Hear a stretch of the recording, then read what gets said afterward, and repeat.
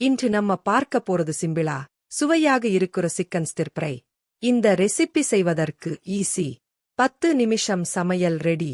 வேண்டிய பொருட்கள்: போன்லெஸ் கோழி துண்டுகள் 250 கிராம், பச்சை மிளகாய் 1 நீளமாக நறுக்கவும், ரெட் அல்லது yellow குடைமிளகாய் அரை, வெங்காயம் 1 நீளமாக நறுக்கவும், இஞ்சி பூண்டு விழுது 1 teaspoon, soya sauce 1 spoon, chilli sauce 1 spoon, vinegar அரை ஸ்பூன், மிளகுத்தூள் அரை ஸ்பூன், உப்பு தேவைக்கு ஏற்ப, எண்ணெய் 2 ஸ்பூன். செய்முறை: 1. முதலில் ஒரு பரந்த வாணலியில் எண்ணெய் ஊத்திக்கவும். சூடானதும் இஞ்சி பூண்டு விழுதை சேர்த்து வதக்கவும். 2. பச்சை வாசனை போனதும் வெங்காயமும் பச்சை மிளகாயும் குடைமிளகாயும் போடுங்க.